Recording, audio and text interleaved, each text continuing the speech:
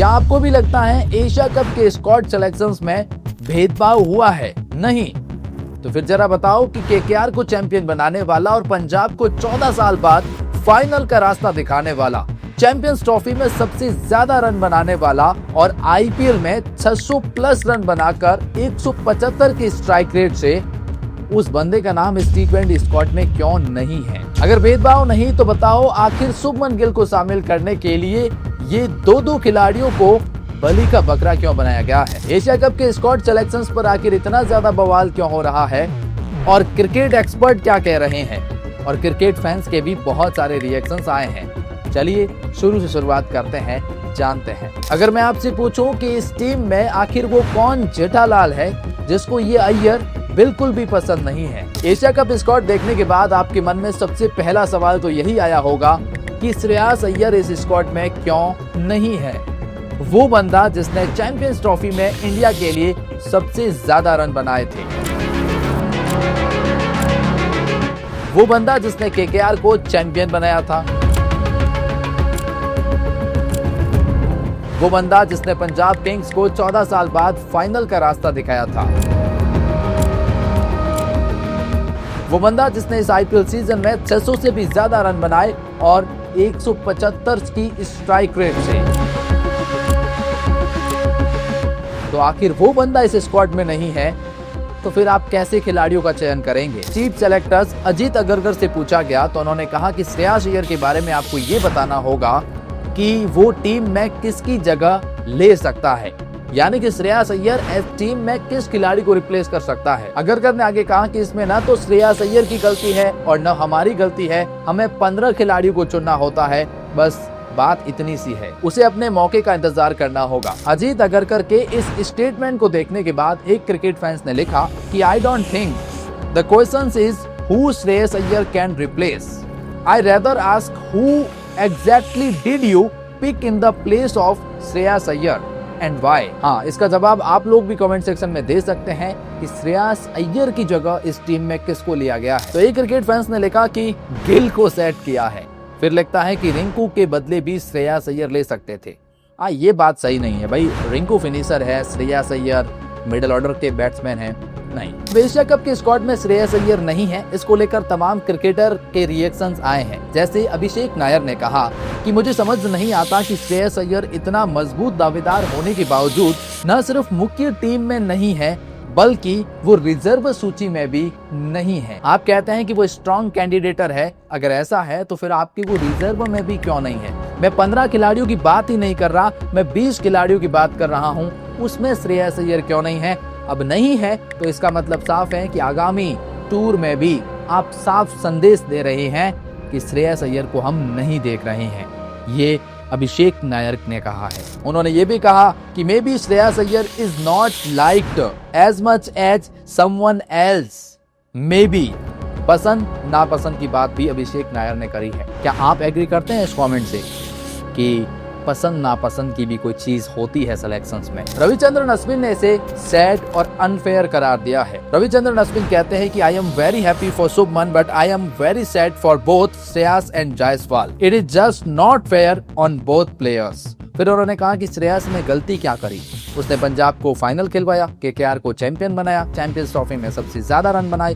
क्या ये गलती थी कि आपने उन्हें सिलेक्ट नहीं किया? ये रविचंद्रन अश्विन ने कहा। मोहम्मद अजहरुद्दीन कहते हैं कि Shreyas Iyer left out of the squad, big surprise. Robin Uthappa कहते हैं कि there are around 18 T20 match to go before India play the next T20 world cup. वो खिलाड़ी जिसने चैंपियंस ट्रॉफी में सबसे ज्यादा योगदान दिया था वो खिलाड़ी नहीं है, रॉबिन उथप्पा ने कहा। हम उम्मीद कर सकते हैं कि वो आने वाले सीरीज में इस T20 का हिस्सा बने। इरफान पठान कहते हैं कि there is no doubt in my opinion in my mind that Shreyas Iyer will not only be in the T20 squad but he will be part of the leadership group. उन्हें पेशेंस और धैर्य रखने की बात करी और कहा कि वो T20 में न केवल स्क्वाड में होंगे बल्कि लीडरशिप का भी हिस्सा होंगे। अब मैं आपसे जानना चाहता हूं कि क्या श्रेयस अय्यर इस स्क्वाड में होने चाहिए थे, नहीं होने चाहिए थे, या जो भी आप इसके बारे में सोचते हैं कमेंट सेक्शन में बता सकते हैं। लेकिन आते हैं वीडियो के नेक्स्ट पार्ट पर, यशस्वी जायसवाल और शुभमन गिल को लेकर। वो शुभमन गिल जिन्होंने अपना पिछला T20 मुकाबला जुलाई 2024 में खेला,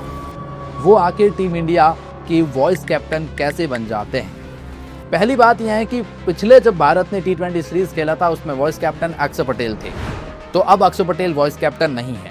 एक बार गौतम गंभीर ने इंटरव्यू दिया और उसमें उन्होंने ये कहा था कि कभी ऐसा हुआ है कि वाइस कप्तान को हटाया गया और कप्तान वहीं का वहीं हो? कभी ऐसा नहीं हुआ होगा कि मुझे वॉइस कैप्टन से हटाकर विराट कोहली को वॉइस कैप्टन बना दिया क्योंकि उस टीम ने खराब परफॉर्मेंस दी, जिसका असर केवल यही रहा। अब गौतम गंभीर से अगर कहा जाए कि अक्षर पटेल वॉइस कैप्टन थे लेकिन अब अचानक शुभमन गिल वॉइस कैप्टन बन जाते हैं। आपके आने से पहले हार्दिक पांड्या कैप्टन के तौर पर 100% तय थे, वो वॉइस कैप्टन रह रहे थे, लेकिन अचानक वो उस लीडरशिप में है ही नहीं।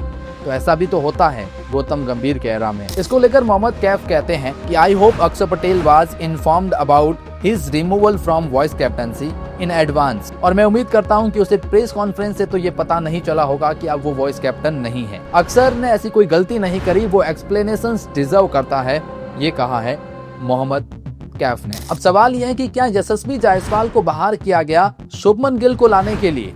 भाई पर्सनली मुझे ऐसा लगता है। पहले इन दोनों के स्टेट्स चेक करते हैं जो T20 इंटरनेशनल में है। शुभमन गिल ने 21 मुकाबले खेले हैं, उसमें 578 रन, 139 की स्ट्राइक रेट और 30 की एवरेज है। यशस्वी जायसवाल को उठाते हैं, इन्होंने 23 मैच खेले हैं, 22 इनिंग्स है, 723 रन है जो शुभमन से ज्यादा है, 164 की स्ट्राइक रेट है, 164 की वो शुभमन से ज्यादा है और 36 का एवरेज वो शुभमन से ज्यादा है। तो सवाल ये है कि फिर यशस्वी स्क्वाड में क्यों नहीं है और शुभमन क्यों है? देखो, यशस्वी जायसवाल को लेकर एक वक्त पर गंभीर ने कहा था, मेरा मानना है यशस्वी जायसवाल को इंडिया की T20 टीम में होना चाहिए और सिर्फ एक टूर्नामेंट के लिए नहीं, अगले वर्ल्ड कप के लिए भी। लेकिन अब वही गंभीर यशस्वी जायसवाल को ना T20 टूर्नामेंट में रख रहे हैं और ना T20 टीम में रख रहे हैं। अजीत अगरकर से पूछा गया कि भाई जायसवाल इस स्क्वाड में क्यों नहीं है, तो उन्होंने कहा कि जहां तक मैं बात करूं यशस्वी जायसवाल की, तो ये दुर्भाग्यपूर्ण है। फिर उन्होंने कहा कि अभिषेक शर्मा ने पिछले कुछ समय से जो किया है वो शानदार है, वो लगातार टीम के साथ हैं, इसके अलावा वो गेंदबाजी भी कर सकते हैं और जो टीम में एक्स्ट्रा विकल्प देता है। तो फिर उन्होंने अभिषेक शर्मा को चूज कर लिया क्योंकि जायसवाल को बॉलिंग नहीं करनी आती है। भाई जायसवाल यार बन जाओ प्रसिद्ध कृष्णा, करो बॉलिंग भाई, नहीं तो सिलेक्शंस नहीं होगा। ओपनर से भी इन्हें बॉलिंग करवानी है। शुभमन गिल को लाने के लिए क्या दो खिलाड़ियों को बलि का बकरा बनाया गया? पहले जो बात करी हमने यशस्वी जायसवाल की, लेकिन अब बात करते हैं दूसरे की, यानी बात यहाँ पर होगी संजू सैमसन की। मुझे ये बताइए कि शुभमन गिल को अगर आपने वॉइस कैप्टन बनाया है तो इसका मतलब उनकी प्लेइंग 11 में जगह पक्की है, और कप्तान तो टीम में रहता ही है भाई। और ओपनिंग में अभिषेक शर्मा पहले से ही तय है, तो जब अभिषेक और शुभमन गिल ओपनिंग करेंगे तो संजू की जगह कहाँ बनेगी?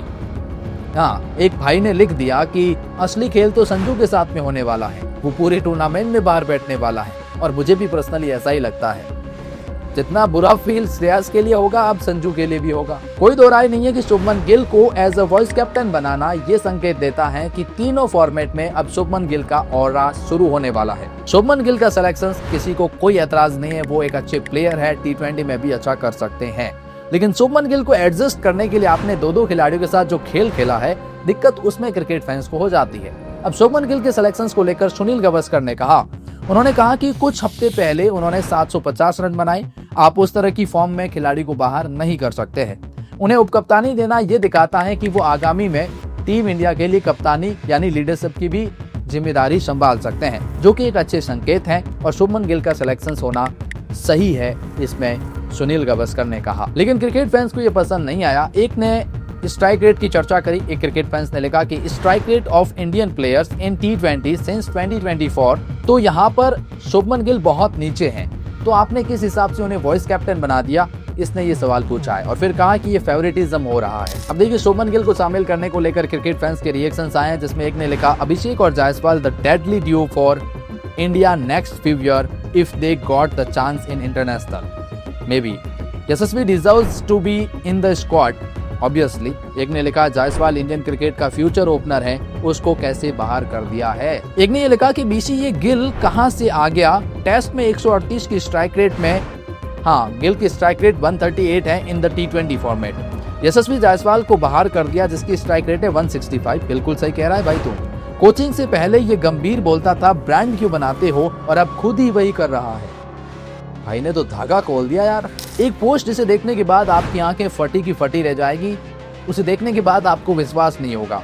जैसे इंडिया नॉट सेलेक्टेड प्लेइंग 11, मतलब वो खिलाड़ी जिनका सिलेक्शन एशिया कप में नहीं हुआ, उनका अगर प्लेइंग 11 बनाई जाए जो इंडिया की उस टीम के इर्द गिर्द रहे हैं, तो कैसी होगी।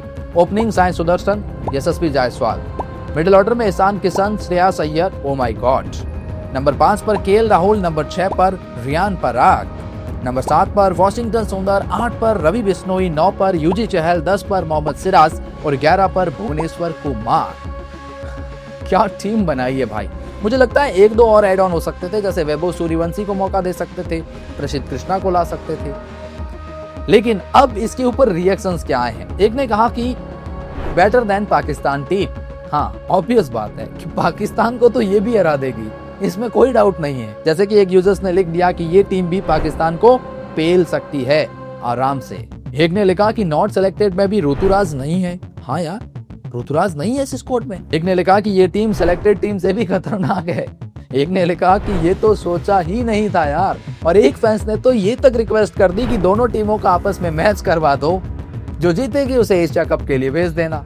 भाई बात भी सही है, इसमें क्या गलत है। आईपीएल के किस टीम से कितने प्लेयर एशिया कप के स्क्वाड में हैं? मुंबई इंडियंस के 4 हैं, जिसमें देखेंगे तो सूर्य कुमार यादव, हार्दिक पांड्या, तिलक वर्मा और जसप्रीत बुमराह हैं। केकेआर से 3 आते हैं, रिंकू सिंह, वरुण चक्रवर्ती और हर्षदीप राणा। और दिल्ली कैपिटल से 2 आते हैं, जिसमें कुलदीप यादव और अक्षर पटेल हैं। फिर उसके बाद सबसे एक निकल कर आता है, जैसे एसआरएच से अभिषेक, राजस्थान से संजू, गुजरात से शुभमन, चेन्नई से दुबे, आरसीबी से जितेश एंड पंजाब से अर्शदीप सिंह। तो क्या कॉम्बिनेशन आईपीएल से निकल कर आया है, एक टीम को भी पीछे नहीं छोड़ा। लेकिन हाँ, केकेआर से 3 और मुंबई से 4, डेफिनेटली 4 वाले तो डिजर्व करते थे। लेकिन क्या केकेआर से 3 डिजर्व करते हैं? मतलब पूछो ना खुद से सवाल कि हर्षित राणा कैसे आ जाते हैं हर बार T20 स्क्वाड में। और रिंकू के भी ऊपर अब सवाल उठ रहे हैं। अरे भाई, अभी जा कहाँ रहे हो? एशिया कप की स्क्वाड तो देख लो, किन खिलाड़ियों का सिलेक्शन हुआ है। सूर्य कुमार यादव, शुभमन गिल, संजू सैमसन, अभिषेक शर्मा, तिलक वर्मा, जितेश शर्मा, रिंकू सिंह, हार्दिक पांड्या, अक्षर पटेल, शिवम दुबे, कुलदीप यादव, वरुण चक्रवर्ती, जसप्रीत बुमराह, हर्षदीप सिंह एंड हर्षित राणा।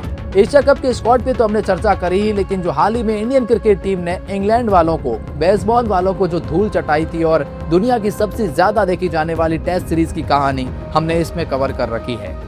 आपने नहीं देखी दुनिया की सबसे ज्यादा देखी जाने वाली कहानी? जाओ देखो।